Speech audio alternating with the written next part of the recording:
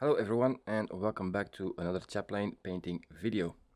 Today we're continuing work on the arm section of the model, specifically on the second part where we'll be painting the golden mace. Well, technically we're only painting one section of the mace in this video, scepter, mace, or whatever you prefer to call it. The final section of the arm will cover the black reflective shoulder pad and the wine red handle of the weapon. This is a fairly simple gold recipe that I use quite often. There's also another gold focused video coming later in this series where we will be painting all of the trims on the Chaplain. For today's recipe we'll be using whole red as our base coat, followed by Skragg brown, lemon yellow, ice yellow, and optionally white for the final highlights. The base coat has already been applied, which is Vallejo whole red. So we'll start by thinning down some Skragg brown and applying it over most areas of the mace. This first layer will introduce warmth into the gold and create a solid foundation for brighter colors that follow. As always, I prefer building up my colors gradually with multiple thin layers rather than sketching in harsh highlights and glazing everything afterwards. Everyone has their own style, of course, and approach, but I personally enjoy slowly building transitions with thin layers of paint. It takes a little longer, but I really enjoy experimenting with paint consistencies and watching the gradients develop naturally.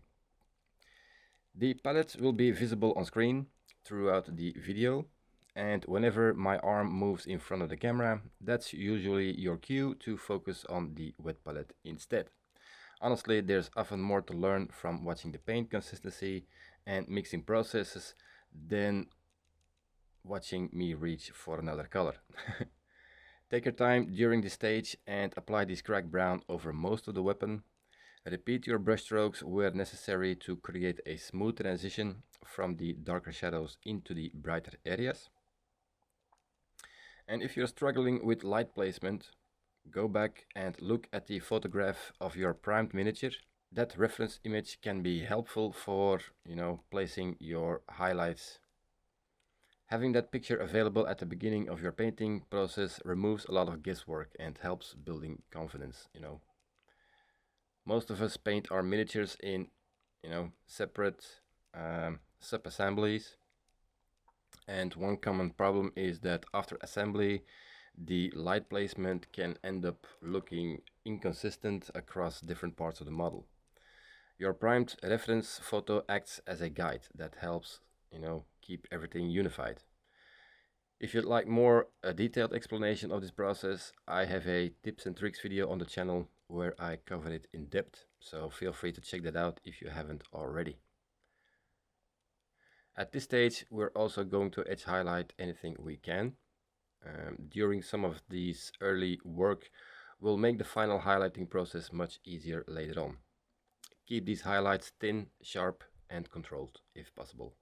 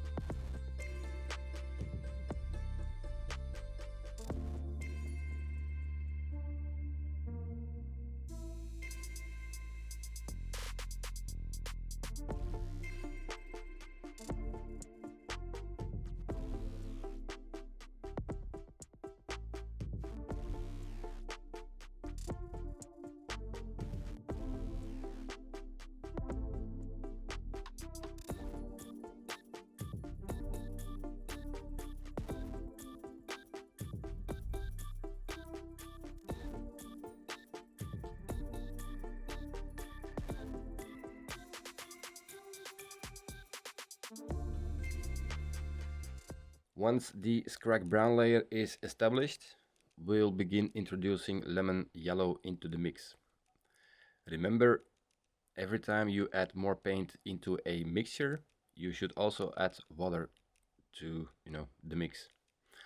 Adding another color changes the consistency, so make sure your paint remains smooth and workable. As we continue building our layers, we'll gradually add more and more lemon yellow to the Skragg brown. You will notice that this creates a very warm gold recipe. It's one of my favorite approaches because it's simple, effective, and produces great results without requiring a huge number of paints. Start by adding just a small amount of lemon yellow into the Skragg brown, and we will continue increasing the amount as we move towards the brightest highlights. Keep your paints thin and continue building the color gradually. You will notice that there is a sculpted bird and a series of wings on the head of the scepter. When applying the whole red base coat, it's perfectly fine to paint everything. However, once we start introducing the brighter layers, we need to be much careful. Make sure those feathers remain visibly separated and avoid letting paint flow into the recesses between them.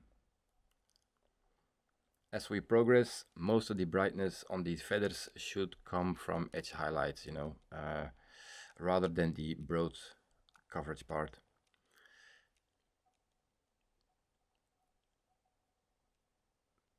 If you keep those shadows between the feathers, it will help maintain definition and creates a much more convincing metallic effect. And throughout the process, you'll also notice that I make, mistakes, and that's completely normal. More importantly, you will see me correct them. This is one of the reasons I love having several different mixes available on my wet palette. I'm constantly moving back and forth between them, refining transitions and repainting areas as needed. Thin layers of paint are the key to achieving smooth results by slowly building opacity and brightness over time. The final results becomes much cleaner and more natural. So continue adding lemon yellow into the Skragg brown, but don't jump straight to the pure lemon yellow. Your final yellow mix should be roughly 90% lemon yellow and 10% Skragg brown. Once we reach that stage, I'll explain the next step. In the meantime, I'll do my best to keep the mace inside the camera frame and enjoy the process, guys.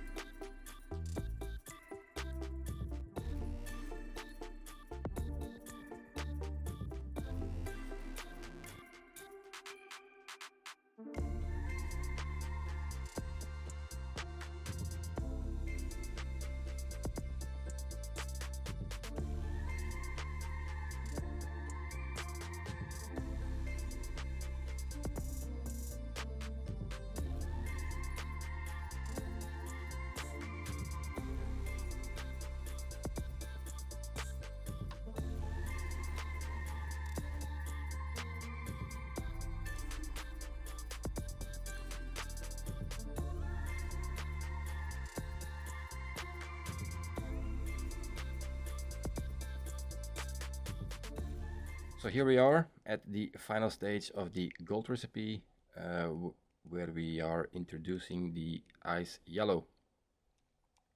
I think I mentioned white earlier when I listed the paints we'll be using.